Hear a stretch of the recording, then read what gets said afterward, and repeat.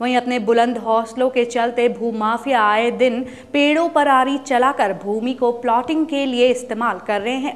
पेड़ों के अवैध कटान से जुड़ा ताजा मामला है कोटद्वार के जौनपुर क्षेत्र का, जहां भूमाफिया खुलेआम फल लगे आम के पेड़ों पर आरी चला रहे हैं और वन विभाग तमाशा देख रहा है।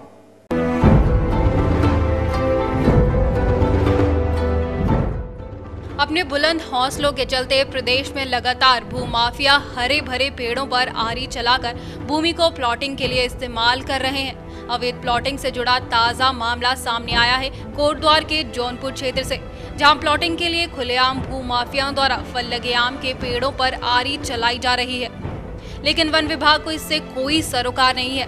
वन विभाग खुली आंखों से तमाशा देख रहा है और भूमाफिया बेखौफ हरे भरे पेड़ों पर आरी चलाए जा रहे हैं। क्षेत्र में प्लॉटिंग के लिए हो रहे पेड़ों के अवैध कटान को लेकर स्थानीय लोग भी बेहद चिंतित दिखाई दे रहे हैं। स्थानीय लोगों का कहना है कि पेड़ों के अवैध कटान से पर्यावरण प्रभावित हो रहा है और वनों के अस्तित्व पर भी खतरे के बादल मंडराने लगे हैं। शासन प्रशासन को जल्द से जल्द पेड़ों का अवैध कटान कर रहे लोगों पर सख्त से सख्त कार्यवाही करनी चाहिए।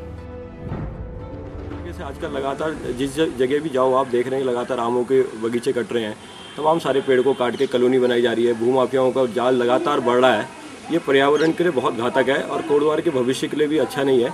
शासन प्रशासन को चाहिए कि इसमें शीघ्र कार्रवाई करे। तमाम सारे दोषी हैं और जहाँ भी इस तरीके की चीज़ें हो रही हैं उन पर अविलंब रोक होनी चाहिए, अन्यथा ये कोटद्वार पूरा कंक्रीट का जंगल बन जाएगा। पर्यावरण के लिए बहुत घातक होगा और आने वाले पीढ़ियों को ना हम कोई ग्राउंड दे पाएंगे, ना हम ये बताएंगे, हम खाली ड्राइंग की किताबों में बता पाएंगे कि इस तरीके के पेड़ यहाँ हुआ करते थे। यहाँ पे भूमाफिया इस कदर हावी हो गए हैं, वो कृषि भूमि को खरीद करके उसमें प्लॉटिंग काट करके उसको आवश्यक रूप से बेचने में लगे हुए हैं, जो बिल्कुल गैर कानूनी है। विभाग भी उसमें मिला हुआ है, विभाग भी कोई कार्रवाई नहीं कर रही है। नतीजा आप देख रहे हो, जगह जगह पेड़ कटे हुए आपको मिलेंगे। वहीं इस पूरे मामले पर वन विभाग अधिकारी अपना पल्ला झाड़ते ही नजर आए। विभागीय अधिकारियों और एसडीओ पीएस रावत से जब हमने क्षेत्र में प्लॉटिंग के लिए हो रहे पेड़ों के अवैध कटान को लेकर बात की तो उनका कहना था कि परमिट के आधार पर ही कोई व्यक्ति जरूरत पड़ने पर पेड़ काट सकता है।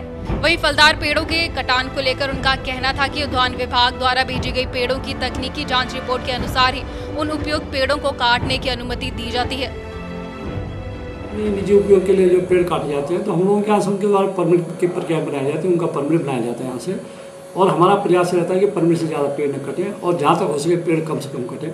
लेकिन जब लोगों की आवश्यकता के अनुसार लोग काटेंगे, लेकिन जो भी काटे हैं तो वो नियंत्रित होकर के और परमिट बना करके मतलब उसको काटें, न कि वैसे अवैध रूप से न काटें। वृक्ष की सुरक्षा या वृक्ष के काटने की पातन का परमिशन का प्रश्न है, यह पूर्ण रूप से हरित वृक्ष जो ग्रीन ट्री प्रोटेक्शन एक्ट है, वृक्ष संवर्धन अधिनियम है 1976, उसके अधीन नियंत्रित होता है। और उस अधिनियम के बाद जो व्यवस्था जारी है उसके अंतर्गत ये व्यवस्था है कि पेड़ काटने का परमिशन वन विभाग देगा, और इस संबंध में यदि फलदार वृक्ष है तो उस संबंध में वन विभाग चाहे तो उद्यान विभाग से कोई तकनीकी आख्या मांग सकता है। बहरहाल एक और भूमाफियाओं के हौसले बुलंद है, वहीं वन अधिकारी पेड़ों के अवैध कटान के मामले में महज पल्ला झाड़ते नजर आ रहे हैं। ऐसे में अब देखने वाली बात ये होगी कि शासन प्रशासन की ओर से इस गंभीर समस्या को लेकर क्या कड़े कदम उठाए जाते हैं। सौभाग्य मिथिला के लिए कोटद्वार से गिरीश तिवारी की रिपोर्ट।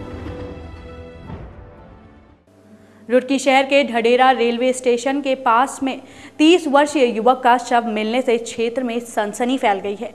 धारदार हथियार से युवक का बेरहमी से कत्ल कर शव को हत्यारों ने कूड़े में फेंक दिया। हत्या की सूचना मिलने पर मौके पर पहुंची पुलिस ने मृतक की शिनाख्त कराने के बाद शव का पंचनामा कर पोस्टमार्टम के लिए अस्पताल भेजा है, जहां शक की सुई मृतक के दोस्तों पर है, तो वहीं मृतक के पिता की भी हत्या कुछ समय पहले इसी तरह से किए जाने की बात सामने आई है। उनके फादर पहले आर्मी में रहे हैं और बताया उनकी भी कुछ दिनों ट्रेन से कटकर मृत्यु हुई है। इसकी रात को इस लड़के की रात को बताया जा रहा है कि कुछ लोगों के साथ जो इनके दोस्त थे उनके साथ शराब भी पी गई है, और उसके बाद मॉर्निंग में ये डेड बॉडी यहाँ पे मिली है, जिससे लग रहा है कि इनको किसी धारदार हथियार से इनकी हत्या की गई है। सर रंजिश थे इन लोग, इस संबंध में जानकारी की जा रही है, रंजिश के बारे में जानकारी की जा रही है, किंतु कल जिन लोगों के साथ शराब पी गई, जिनके साथ उठना बैठना है, उनके संबंध में जानकारी करके अग्रिम कार्रवाई की जाएगी और हमें उम्मीद है कि बहुत जल्दी इसके साथ। फिलहाल विशेष में वक्त हो चला है एक ब्रेक का। ब्रेक के बाद आपको दिखाएंगे प्रदेश से जुड़े कुछ और मुद्दे।